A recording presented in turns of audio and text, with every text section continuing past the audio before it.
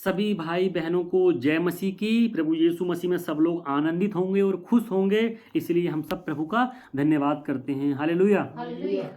भाइयों और बहनों, परमेश्वर का जो वचन है अति पवित्र वचन है। आपको और हमें रोज रोज परमेश्वर एक एक वचन देते चले जा रहे हैं आत्मा में, और ये हम प्रभु को धन्यवाद कहते हैं सच में मन से कि परमेश्वर ने हमको क्या है इस वचन के लिए चुन लिया है।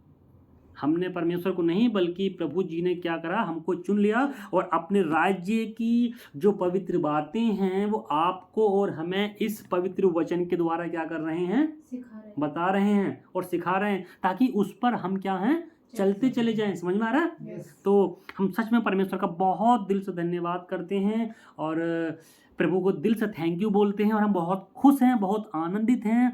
क्यों? क्योंकि ये जो धन है जिसकी कोई कीमत नहीं, बेशकीमती धन है ना, परमेश्वर ने आपको और हमें दिया है। और इस वचन को हम पढ़ेंगे, आत्मा में अपने चिंतन मनन करेंगे और परमेश्वर के राज्य में स्थिर पाए जाएंगे। समझ रहे हैं? तो भाइयों बहनों, जो आज का जो वचन होने वाला है, इस वचन के पहले हम एक छोटी सी बात आप लोगों से बताना चाहेंगे, और वो ये है कि अब हम रोज रोज मसीह में बढ़ते चले जा रहे हैं, है ना। हम रोज रोज मसीह में बढ़ते चले जा रहे हैं। किसी को 5 साल हो गए, किसी को 10 साल हो गए, किसी को 20 साल हो गए, कोई तो जन्म से ही मसीह में पैदा हुआ, किसी को 4 साल हो गए, किसी को 8-9 साल हो गए, किसी को 14-15 साल हो गए। यस और नो? लेकिन जो परमेश्वर की रियल आशीष है, या जो परमेश्वर वचन के द्वारा हमारे आत्मा में बात करता है, या जो परमेश्वर का वचन कहता है कि समय के द्वारा तो आप लोगों को क्या हो जाना चाहिए था, गुरु हो जाना चाहिए था, वो कहाँ है? आज हम वहीं के वहीं लटके पड़े उसी पुराने जीवन में। ये बहुत सोचने वाली बात है कि परमेश्वर के वचन में हम लगे रहते हैं, लेकिन हमारे जीवन की आशीषें हमारे जीवन में नजर ही नहीं आती। तो कोई तो आपकी और हमारी कमी हो रही है, कोई तो ऐसा वचन जो परमेश्वर का हम अपने जीवन में नहीं मान रहे, नहीं फॉलो कर रहे, जिसकी वजह से आशीषें नहीं आ रही। या सुनो, बस हमने क्या कर रखा लाइफ में, संडे टू संडे चर्च जाएंगे, बाइबल पढ़ेंगे, सुबह शाम के घर में प्रार्थना भी करेंगे, सारे काम करेंगे, लेकिन परमेश्वर की आशीष फिर भी नजर नहीं आती। क्यों? चलो, आशीष तो एक बार को अगर नजर नहीं भी आए तो परमेश्वर का वचन ये भी पूरा हो सकता है कि आप गरीब रह सकते हैं, है ना, और आपको क्या खाने के लिए भी नहीं होगा, या लोग सताएंगे भी, तो हो सकता है ये काम चलो वचन के थ्रू मतलब आपके साथ हो, फिर भी धन्य का हो। लेकिन आपको जो आत्मा का धनी है, जो आत्मा में प्रसन्नता होनी चाहिए, वो दिखाई नहीं देती कहीं भी। जो आत्मा की खुशी है, जो आत्मा की मतलब एक शांति होनी चाहिए, आत्मा में प्रेम होना चाहिए, आत्मा की खुशी नहीं, हम तो खुश हैं, यस, है ना। जो परमेश्वर का प्रेम अगर बोला जाए तो वो आत्मा में है ही नहीं। वो क्यों नहीं है? लगातार संगति में भी जा रहे हैं, चर्च भी अटेंड कर रहे हैं, पास्टरों को भी अपने घर बुला रहे हैं, प्रभु के दासों को, और वचन के द्वारा काम भी कर रहे हैं। कोई तो कमी हो रही है, कोई तो ऐसा वचन है जो हम अपनी लाइफ में पूरा नहीं कर पा रहे। यस और नो? तो इस चीज़ के लिए हम परमेश्वर से प्रार्थना करके बोल सकते हैं कि प्रभु आप हमको सिखाएं कि कौन सी चीज़ की ऐसी कमी हो रही है, या कौन सा वचन हम अपने जीवन में फॉलो नहीं कर रहे, जिसके थ्रू हम आपके राज्य में और बढ़ोतरी नहीं कर पा रहे। यही बाइबल सबके पास है।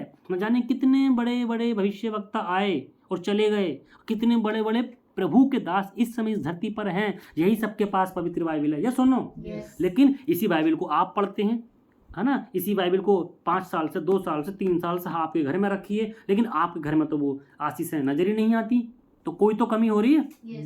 तो इस कमी को मेरे प्रियो प्रभु से मांगने की जरूरत है। अगर कोई सच में बोल दिया जाए कि यूहन्ना 3:16 में प्रभु यीशु मसीह ने क्या कहा कि परमेश्वर ने जगत से ऐसा प्रेम किया कि उसने अपना इकलौता पुत्र दे दिया, ताकि जो कोई उस पर विश्वास करे वह नाश ना हो परंतु अनंत जीवन पाए। तो यूहन्ना 3:16 में जब ये बोला, तो इस बाइबल में अगर हम खोलेंगे तो यूहन्ना 3:16 में यही लिखा होगा, और आपकी बाइबल में भी यही लिखा होगा, है ना। या क्या है, परमेश्वर का वचन में लिखा है क्या, मत्ती अध्याय 7 के 7 में, मांगो तो तुम्हें दिया जाएगा। अगर कोई खोलेगा मत्ती अध्याय 7 का वचन नंबर 7, तो वही लिखा है आपकी बाइबल में, वही लिखा है इस बाइबल में। तो इस बाइबल को पढ़ने के बाद ये जो लोग मसीह में बहुत समय से हैं, कुछ लोग तो अपने समय के अनुसार गुरु बन गए, और एक आप हैं कि लटके पड़े हैं बीच में, जीवन में कोई आशीष नजर नहीं आती, आत्मिकता की उन्नति होती नजर नहीं आती, बस एक दूसरे के मुंह को देखने में लगे रहते हैं जिंदगी भर। तो कोई तो कमी है।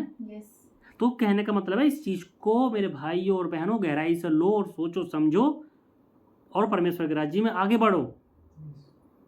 तो इसलिए चलिए अब हम ज़्यादा बात ना करते हुए इस चीज़ को आप अपने आत्मा में चिंतन और मनन कर सकते हैं इस वचन को आगे बढ़ने के पहले या इस वचन को पूरा सुनने के बाद भी कि हमारे जीवन में आखिर आकार राशि से क्यों नहीं आ रही।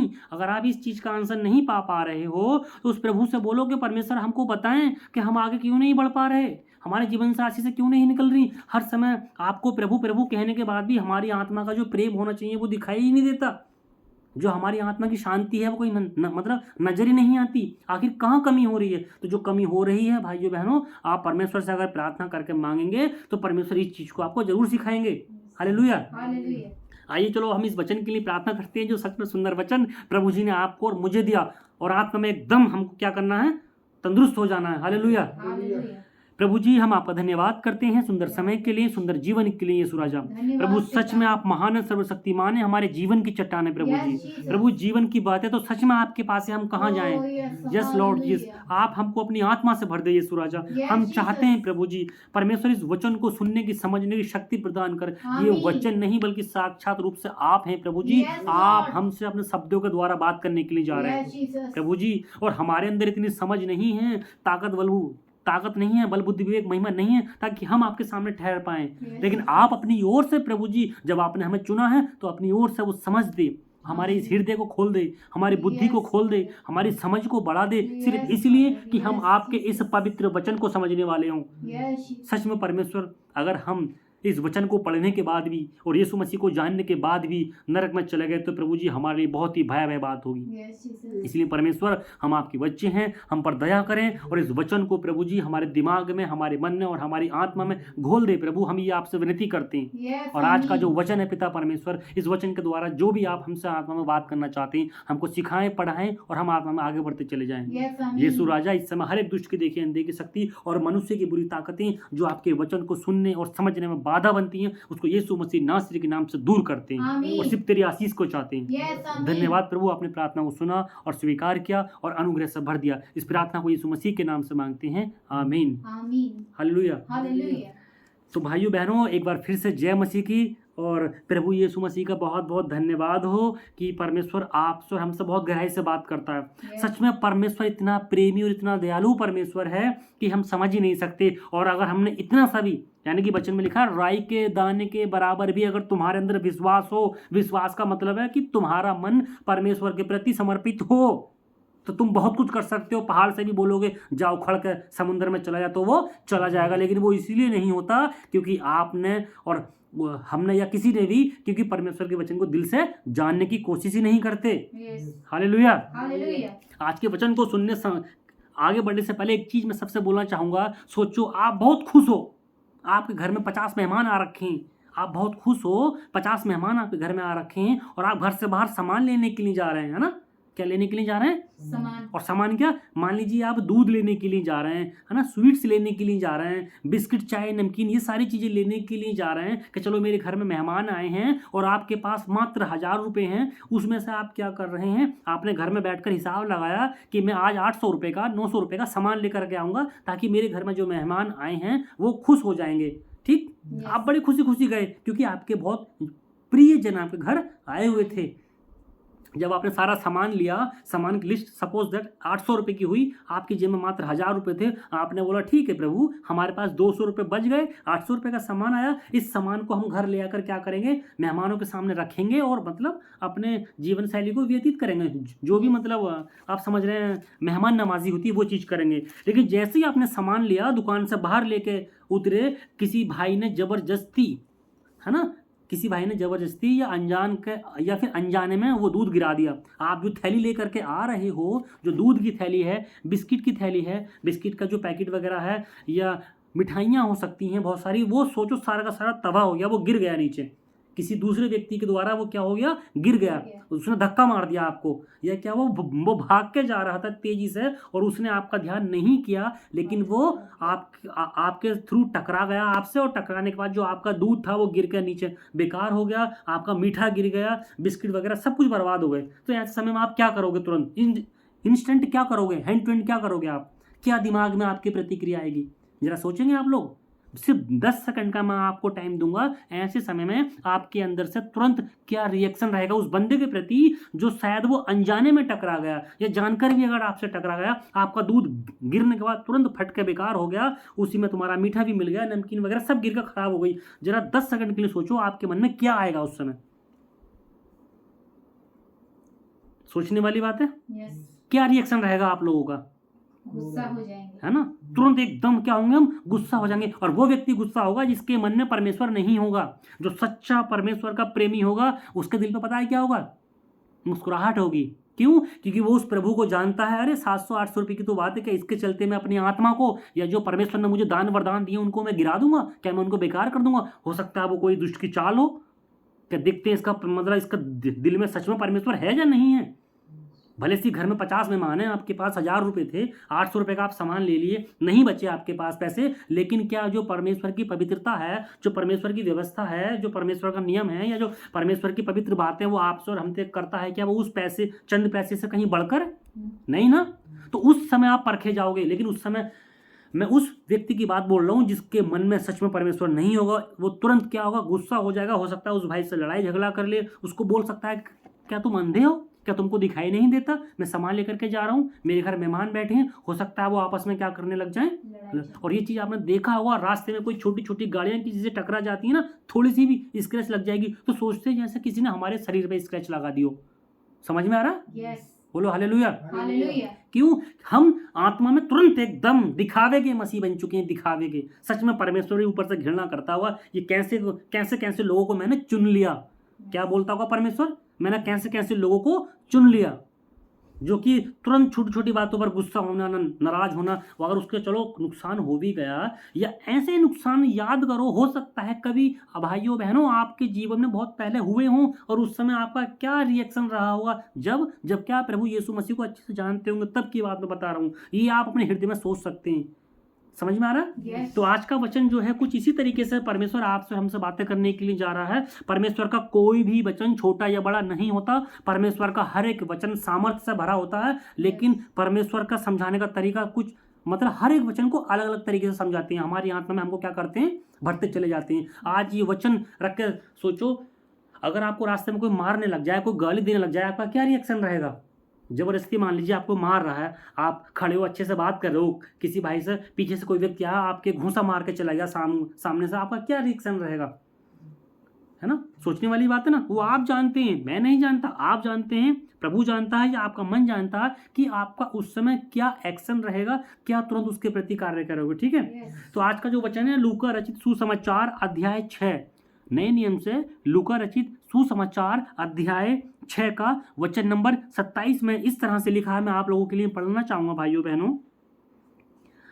परंतु मैं तुम सुनने वालों से कहता हूं कि अपने शत्रुओं से प्रेम रखो, जो तुमसे बैर करें उनका भला करो। हालेलुया। परमेश्वर का वचन कहता है, यानी परंतु मैं तुम सुनने वालों से कहता हूं। मैं का मतलब यहाँ परमेश्वर बोल रहे हैं, और सुनने वालों का मतलब आप और हम हैं जो प्रभु यीशु मसीह को मानते हैं।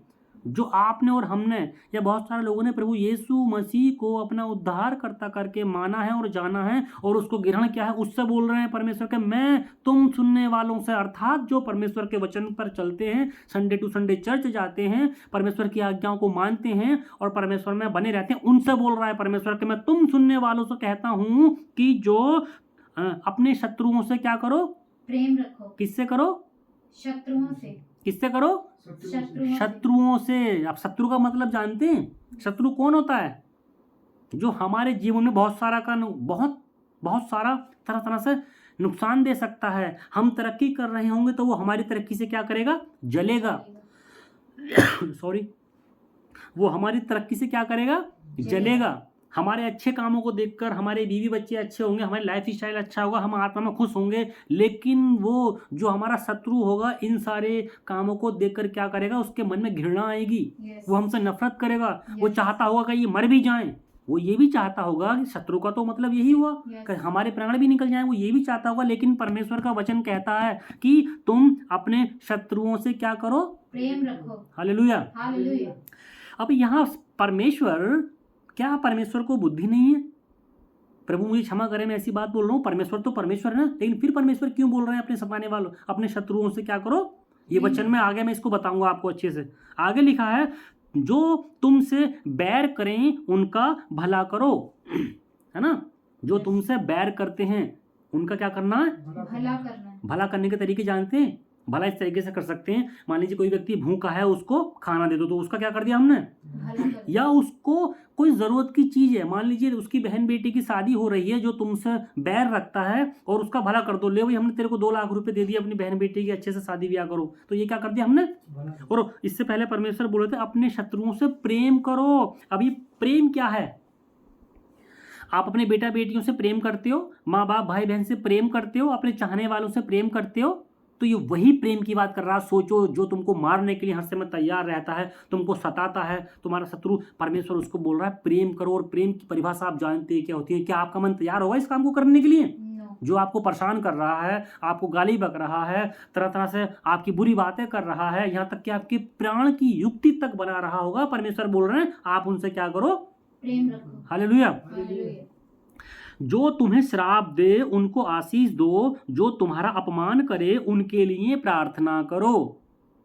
दिमाग अपना बिल्कुल परमेश्वर के वचन पर लगाए रखेंगे। परमेश्वर का वचन बोला, जो तुम्हें श्राप दे। श्राप का मतलब समझते हैं? श्राप का मतलब हो सकता है, हे वो हमको बोलेंगे कि इनका खानदान नष्ट हो जाए, इसके आने वाले बच्चों की पीढ़ियां खत्म हो जाएं। ये श्राप होते हैं ना। इसका जो बिजनेस चल रहा है वो ठप हो जाए, है ना। ये क्या होते हैं? श्राप होते हैं। इसकी बीवी मर जाए, इसके बच्चे मर जाएं, इसका ये हो जाए, ये श्राप होते हैं। तो परमेश्वर के वचन में लिखा, जो तुम्हें श्राप दे उनको क्या दो? आशीष दो। आशीष कैसे देनी है? हे प्रभु, हम इनके लिए प्रार्थना करते हैं, इनके रुके हुए काम बन जाएं। हे परमेश्वर, हम इनके लिए प्रार्थना करते हैं, इनके बीवी बच्चे सुधर जाएं। परमेश्वर, हम इनके लिए प्रार्थना करते हैं कि आत्मा में उन्नति करते चले आए। प्रभु जी, हम प्रार्थना करते हैं कि इनके जीवन में भी प्रभु का वचन जाना चाहिए। हालेलुया। तो इस तरीके से प्रार्थना करनी है। प्रार्थना करने का मतलब समझते हैं? उनके लिए क्या करनी है? क्या आपका और हमारा मन करेगा कोई व्यक्ति हमको डंडा लेकर मारने खड़ा हो और हम उसके लिए प्रार्थना और वचन पढ़ें? लेकिन क्यों ये सारी चीजें परमेश्वर आपके और हमारे लिए बोल रहा है? जरा आगे सुनेंगे वचन में। जो तेरे एक गाल पर थप्पड़ मारे उसकी ओर दूसरा भी फेर दे, है ना। और जो तेरी दोहर छीन ले उसको कुर्ता लेने से भी ना रोक। सोचो, अगर आपको एक गाल पे चांटा लगा देगा तो क्या आप ये बोलोगे ले भाई दूसरे पे भी मार दे? नो। परमेश्वर का वचन तो इस तरीके से बोलता है कि एक मार रहा तो दूसरे पे मार दे, तेरा कुर्ता ले रहा तो उसको दोहरी भी दे दे। ये चीज हमको करनी है। लेकिन हमारा उस समय क्या रिएक्शन हो सकता है, वो आप वचन के थ्रू अपने आप को तोड़कर देख सकते हैं। आगे लिखा है, जो कोई तुझसे मांगे, जो कोई तुझसे मांगे उसे दे। यानी जो कोई मतलब जो भी XYZ है तुझसे मांगे उसको दे, और तेरी वस्तु छीन ले उससे ना मांग। जो तेरी वस्तु को भी छीन ले उससे ना मांग। अब ऐसा परमेश्वर क्यों बोल रहे हैं? हम तो परमेश्वर के बहुत प्रिय हैं, हम परमेश्वर को जानते और मानते हैं, लेकिन परमेश्वर हमको ऐसा क्यों बोल रहा है? क्यों? अभी इसको वचन में और आगे सीखेंगे। आगे लिखा है, जैसा तुम चाहते हो कि लोग तुम्हारे साथ व्यवहार करें, तुम भी वैसा ही उनके साथ करो। हालेलुया। हालेलुया। जैसा कि मैं और आप चाहते हैं कि लोग हमारे साथ व्यवहार करें। हम क्या चाहते हैं? लोग हमको इज्जत दें, मान सम्मान दें, जरूरत पड़ने पर हमारी हेल्प भी करें। हो सकता है वो पैसे से हो सकता है वो शरीर से हो सकता है वो कोई बात के द्वारा हो, किसी भी तरीके से, या फिर सामाजिकता के द्वारा हो। तो हम चाहते हैं कि अगर हमको सहायता हो तो हमारी सहायता किसी के द्वारा हो जाए, हमको कोई गाली भी ना दे, हमको मान सम्मान लोग इज्जत भी दें, हमको इस तरीके से क्या है लोग दें, और हमको कोई लड़ाई झगड़ा भी ना करे, हमारा कोई शत्रु भी ना हो। हम ये सब कुछ चाहते हैं, तो हमको भी क्या है उनके साथ वैसा ही व्यवहार करना है। हालेलुया। हालेलुया। आगे वचन में लिखा है, यदि तुम अपने प्रेम रखने वालों के साथ प्रेम रखो तो तुम्हारी क्या बढ़ाई, क्योंकि पापी भी अपने प्रेम रखने वालों के साथ प्रेम रखते हैं। समझ में आया? Yes. अगर तुम मसीह में हो और दूसरे मसीह के साथ, तो जय मसीह की, प्रभु का धन्यवाद, और उसके हर तरीके से आप काम में आ रहे हो, तो तुमने क्या भलाई का काम किया। क्या चोर भी चोर के साथ नहीं रहता? क्या दारूबाज भी दारूबाज के साथ नहीं रहता? है ना। क्या जो जुआ खेलने वाले होते हैं वो एक दूसरे के साथ नहीं रहते? वो भी तो आपस में दोस्त होते हैं। दारू पीने वाले भी तो दोस्त होते हैं, है ना। और क्या है कि जो पापी लोग होते हैं, व्यभिचारी लोग होते हैं, जो संसारिकता में रहते हैं, तो क्या वो भी आपस में ऐसा नहीं करते? या सुनो, करते नहीं करते हैं? Yes. तो यदि तुम अपने ही जानने वालों के साथ अगर प्रेम करते हो तो तुमने कौन सा बड़ा काम कर लिया?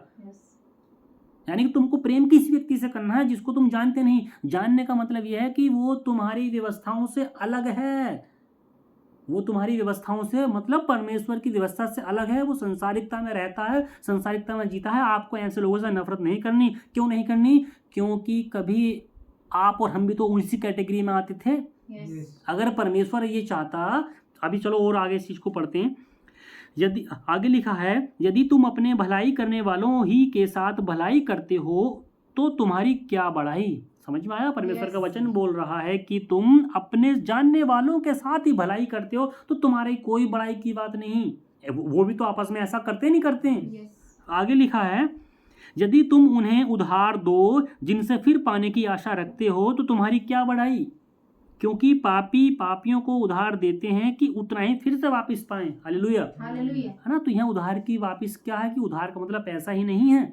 हो सकता है आपने किसी व्यक्ति की किसी तरह से सेवा की या उसके हेल्प किया और बदले में आप भी चाहते हैं कि ये भी सेम टू सेम मेरे साथ ऐसा ही करे, तो तुमने कौन सा बड़ा काम कर दिया। क्या जो पापी लोग हैं वो क्या एक दूसरे के साथ ऐसा नहीं करते? Yes. वो भी तो सब कुछ ऐसा करते नहीं करते हैं। आगे लिखा है, वरन अपने शत्रुओं से क्या रखो, प्रेम रखो। अपने शत्रुओं से क्या करो, प्रेम रखो और भलाई करो और फिर पाने की आशा ना रखकर उधार दो और तुम्हारे लिए बड़ा फल होगा। हालेलुया। हालेलुया और तुम परम प्रधान के संतान ठहरो ठहरोगे।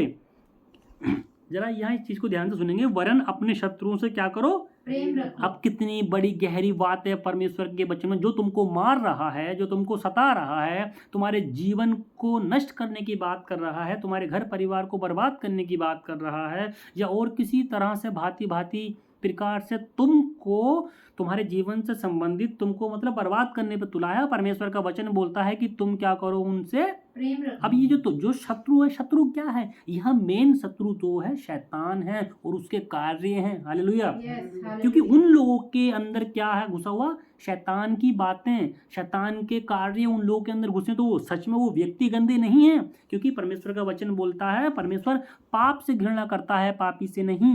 तो ये जो सताने वाले हैं या शत्रु हैं, ये शत्रु कौन है? ये वो है जो उसके अंदर शैतान की बातें घुसी हुई हैं, जो उसके अंदर शैतानियत की बातें हैं, ये वो शैतान है। इसलिए परमेश्वर बोल रहे हैं तुम उनके लिए प्रेम करो उनसे, क्योंकि वो तो मनुष्य है ना। हालेलुया। हालेलुया और भलाई करो। भला करने का क्या मतलब होता है? भलाई तब होती है जब किसी व्यक्ति की, जब हम किसी को कुछ देते हैं अपनी ओर से, चाहे वो कुछ भी हो सकता है, हमारी सेवा तन मन धन से किसी भी तरीके से सामने वाले के लिए हो, तब होता है भला करना। कि जा हमने तेरा इस काम में क्या कर दिया, भला कर दिया। समझ में आ रहा है? Yes. भला उन व्यक्तियों का करना है जो तुम्हारे शत्रु हैं। क्या कर पाओगे? क्योंकि परमेश्वर ने भी तो आपके और मेरे लिए वैसा ही किया। जब हम भी तो पापी थे, है ना, शराब पीते थे, जुआ खेलते थे, चोरी करते थे, व्यभिचार करते थे, दुनिया की बातों में लगे हुए थे, दुनिया भर के देवी देवताओं की पूजा करते थे, तो हम भी तो परमेश्वर के शत्रु हुए नहीं हुए? यस हम भी तो अपने कर्मों से, अपने कामों से किसके शत्रु हुए? लेकिन परमेश्वर ने आपको उस प्रेम के थ्रू बचा लिया, क्योंकि परमेश्वर प्रेमी प्रभु है। यस उसने हमसे क्या किया, और प्रेम किया उस प्रेम के खातिर हमारी आत्मा को जीत लिया। समझ रहे हैं? तो उसी Yes. प्रेम को परमेश्वर बोल रहा है कि तुम अपने सताने वालों के लिए क्या करो, दुआ करो, है ना, उनके लिए प्रार्थना करो, उनके लिए आशीष मांगो, उनकी भलाई करो। इसलिए करो क्यों? क्योंकि एक समय पर अपने हम जीवन में जब हम यीशु मसीह को नहीं जानते थे तो कहीं ना कहीं हम भी उसी कैटेगरी में आते थे। सोचो अगर हम भी अगर उसी कैटेगरी में आते थे और परमेश्वर का प्रेम आपके और मेरे ऊपर अगर जाहिर नहीं होता तो क्या आप और हम आज बच पाते? या सुनो, नो तो इसीलिए प्रभु बोलता है कि अपने सताने वालों के लिए क्या करो, प्रेम करो, प्रार्थना करो, भलाई करो। क्योंकि हम भी जब यीशु मसीह को नहीं जानते थे तो परमेश्वर की व्यवस्था से अलग थे ना। हम भी किसी के बारे में चुगली करते थे, हम भी क्या दारू पीते थे, चोरी व्यभिचार करते थे, बुरा भरा के संसारिकता में रहते हुए संसार के काम करते थे। तो हम भी तो ऐसे लोगों के विरुद्ध हुए, लेकिन फिर भी हमारे ऊपर किसी की दया हुई। किसकी दया हुई? परमेश्वर के प्रेम की दया हुई। चाहे हमारे पास किसी के द्वारा भी प्रभु का वचन पहुंचा तो पहुंचा ना। यस आपको और मुझे परमेश्वर का वचन तो किसी न किसी ने सुनाया होगा, यस लेकिन हमको सुनाया क्यों? क्योंकि हम तो उस व्यक्ति से अलग हुए ना। लेकिन फिर भी परमेश्वर का प्रेम हमारे पास आया, इसलिए क्यों? क्योंकि परमेश्वर आपको और मुझे बचाना चाहता है। और वही प्रेम बोल रहे हैं परमेश्वर कि तुम दूसरे से करो, जैसा कि हमने वचन में ऊपर पढ़ा कि जैसा तुम चाहते हो वैसा ही दूसरों के साथ भी करो। तुम्हारी आत्माएं बचाई गई, प्रभु ने तुमको बचाया, तुमको परमेश्वर ने पवित्र जीवन जीने का तरीका सिखाया अपनी इस पवित्र व्यवस्था के अनुसार। तो तुम्हारा फर्ज बनता है कि तुम भी उनके साथ ऐसा ही करो, तब तुम परमेश्वर के पवित्र चेले ठहरोगे। हालेलुया। हालेलुया। आगे लिखा है, और तुम परम प्रधान के संतान ठहरोगे। हालेलुया। तभी ठहरोगे, क्यों? क्योंकि प्रभु यीशु मसीह ने भी तो हम पापियों से क्या किया? हम भी तो हम भी तो क्या थे? मतलब पापी थे ना। हम भी तो परमेश्वर की व्यवस्था से अलग थे, नहीं थे? लेकिन प्रभु जी ने क्या किया? हमको प्रेम किया, हमारे लिए उस स्वर्गीय पिता से दुआएं मांगी कि परमेश्वर इनको बचा ले, इनकी आत्माओं को बचा ले। तो उसके अंदर क्या था?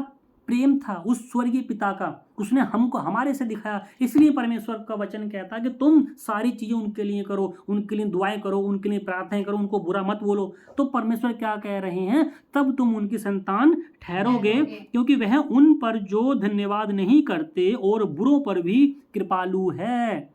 हमने भी तो कभी अपने जीवन में धन्यवाद नहीं दिया, हमने भी तो अपने जीवन में परमेश्वर को कभी महिमा नहीं दी जब हम यीशु मसीह को नहीं जानते थे, लेकिन फिर भी वो कृपालु रहा। क्यों? क्योंकि उसने हमें बचा लिया। तो उसकी कृपा आपको और हमारे जीवन में हुई कि नहीं हुई? लेकिन हम लोगों ने ना अपने जीवन को सच में बेकार बना दिया। यीशु मसीह में के आने के बाद भी 10 साल हो गए, 15 साल हो गए, 20 साल यीशु मसीह में हो गए इस वचन के थ्रू, लेकिन कोई आशीष नजर नहीं आती, आत्मा में प्रसन्नता नजर नहीं आती। आजकल अगर हम जा रहे हैं और हमको किसी ने थोड़ा सा कुछ बोल भी दिया तो हम उससे पहले चाहते हैं कि इसका हम गला दबा दें, हम इसको मार दें, बल्कि इसका बुरा कर दें। हमारे अंदर परमेश्वर का वचन आजकल दिखाई नहीं देता। लेकिन ये याद रखें, परमेश्वर के वचन में लिखा है कि अपना अपना बोझ स्वयं उठाना पड़ेगा। हालेलुया। नरक में या स्वर्ग में जो जाएगा वो अपने कर्मों के अनुसार खुद जाएगा। परमेश्वर के सिंहासन के सामने हर व्यक्ति का खुद का न्याय होगा। वहाँ माँ बाप, भाई बहन, दोस्त, रिश्तेदार, मिलने वाले, अड़ोस पड़ोस के बड़े बड़े पास्टर, कोई किसी का वहाँ क्या करेगा? मतलब अप्रोच नहीं कर सकता कि ये मैं जानता हूँ, ये मैं जानता हूँ। सिर्फ वहाँ सिर्फ कौन किसको जानता है? परमेश्वर आपको जानता है और आपके कार्यों को जानता है। आप अच्छे होंगे तो स्वर्ग जाएंगे, बुरे होंगे तो डायरेक्टली नरक जाएंगे। लेकिन आशीषों का तो कुछ नजर है ही नहीं हमारे जीवन में। परमेश्वर बोल रहे हैं अपने सताने वालों के लिए प्रार्थना करो। वो हमको सताते हैं तो हम चाहते हैं कि हम उनसे ज्यादा उनको सताएं, है ना। कोई हमको गाली देता है तो हम चाहते हैं कि हम इसको दुगनी गाली दें, है ना। कोई हमसे कोई चीज मांग ले उधार में तो हम सोचते हैं इसने मेरे से तो ये चीज मांग ली, हम उसको डबल मांग लें। लेकिन परमेश्वर का वचन बोल रहा है कि तुम उसको दे दो। लेकिन ये चीज आत्मा में समझने की जरूरत है भाइयों बहनों। इस चीज के लिए आपको परमेश्वर से प्रार्थना करने की जरूरत है कि प्रभु इस वचन के गहरे प्रकाशन को आप हमें समझाएं। या सुनो, आगे लिखा है, जैसा तुम्हारा पिता दयावंत है वैसे तुम भी दयावंत बनो। हालेलुया। हालेलुया।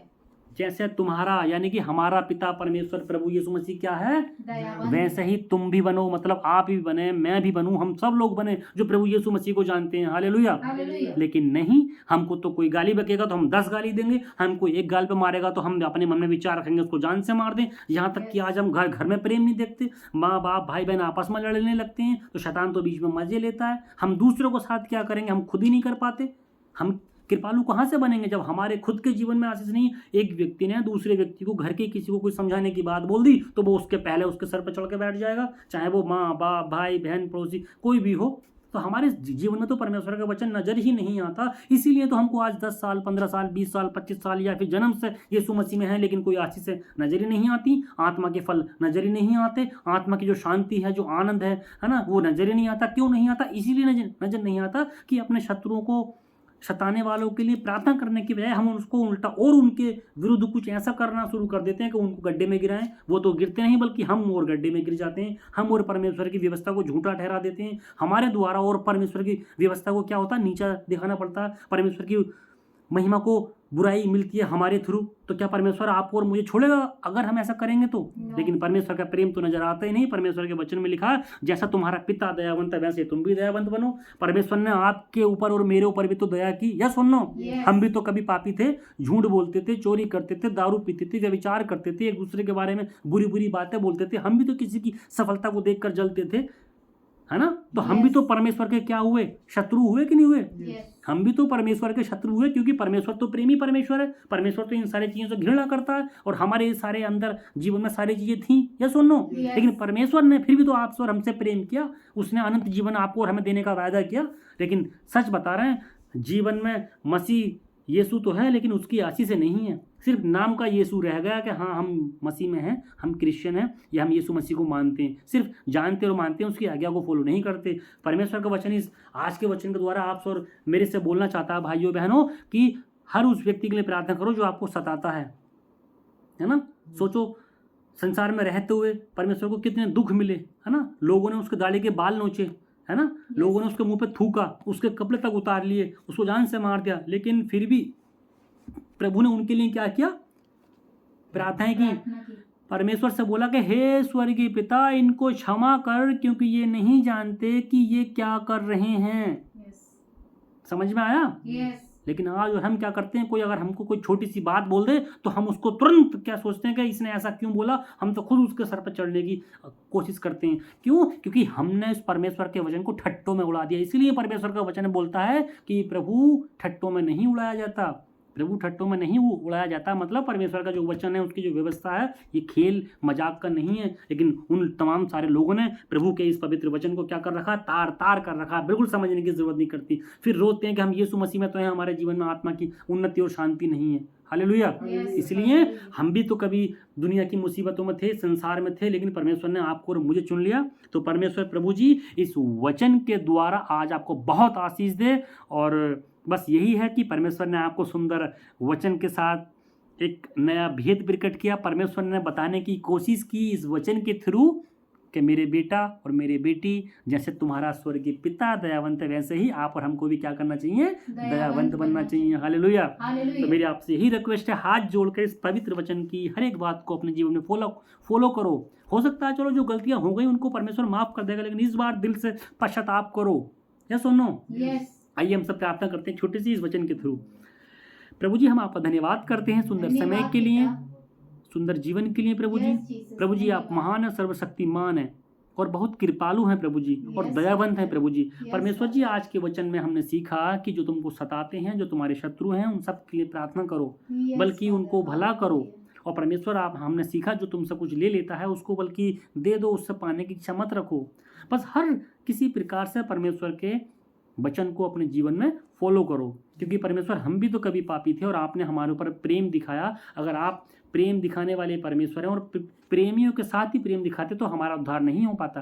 लेकिन प्रभु जी आपने हमारे ऊपर अपनी कृपा दृष्टि की, तो ये आशीष हमको भी दे प्रभु कि हमारे अंदर जो जलन की आत्मा अगर है तो वो यीशु मसीह के नाम से दूर हो जाए, और हम भी तमाम उन लोगों से प्रेम करें जो हमको सताते हैं। अगर हम ऐसा करेंगे तो सच में आप उनके द्वारा उनके जीवन में काम करेंगे और उनको भी आप बचा लेंगे, और प्रभु जी आप और हमें भी आप बचा लेंगे। प्रभु इस वचन के द्वारा जैसा आपने बताया कि जैसा तुम्हारा स्वर्गीय पिता दयालु है, कृपालु है, ऐसे ही हम भी बने। हमारी आत्मा को दयालु बना दे, कृपालु बना दे। वो आशीष हमें भी दे दे ताकि हमारे अंदर से भी दयालुपन का भाव फूट उठे और कृपालुपन का भाव भी फूट उठे प्रभु, ताकि ऐसा करने से हमारी नहीं बल्कि आपकी महिमा पूरी होगी। सारी बातों के लिए धन्यवाद देते हैं प्रभु, सुंदर वचन के लिए धन्यवाद देते हैं। ये वचन आज आपने हमारी आत्मा में समझाया, इसके लिए हम आपको धन्यवाद देते हैं। और प्रभु जी बहुत ही अच्छे से इस वचन को समझाने की आपने हमारे साथ कोशिश की, हम धन्यवाद देते हैं। इस प्रार्थना को पिता परमेश्वर यीशु मसीह के नाम से मांगते हैं, आमीन आमीन आमीन आमीन। सभी भाइयों बहनों को जय मसीह की। सुंदर वचन के लिए परमेश्वर ने बहुत गहराई से इस वचन को दिया। अगर एक बार में ये वचन समझ में नहीं आया हो तो मेरे भाइयों और बहनों, इस वचन को आप दोबारा सुन सकते हो, तिबारा सुन सकते हो। जितनी बार सुनेंगे परमेश्वर आपकी आत्मा से आपसे बात करेगा। तो प्रभु यीशु मसीह में सदा सुखी रहें, आनंद रहें, खुश रहें, और प्रभु यीशु मसीह हमेशा आपके साथ रहें। और इस वचन को अगर आप चाहते हैं तो औरों के साथ भी शेयर कर सकते हैं, ताकि उनको ये वचन सुनेंगे तो उनके जीवन में जो आशीष आएंगी उसके भागीदारी आप भी होंगे। और हाँ, हमारी इस वीडियो को ही नहीं, आप हर उस परमेश्वर के दास के द्वारा जो वचन सुनते हैं, चाहे वो बहुत सारे ऑनलाइन प्लेटफॉर्म पर हो सकते हैं, जो वचन आपको अच्छे लगते हैं, आपकी आत्मिकता को छूते हैं, आपकी आत्मा में सुधार लेकर के आते हैं, तो आप सभी दासों के वचन को, यानी वचन तो परमेश्वर का है, लेकिन उनके द्वारा जो वचन आप सीखते हैं आप सबको शेयर करो। ये आपकी और हमारी जिम्मेदारी है। हर परमेश्वर के दासों का वचन एक दूसरे को आपस में क्या करते रहो, शेयर करते रहो और परमेश्वर की व्यवस्था को सीखते रहो। प्रभु यीशु मसीह आपके साथ हो और हमारे भी साथ हो। सबको जय मसीह की, आमीन।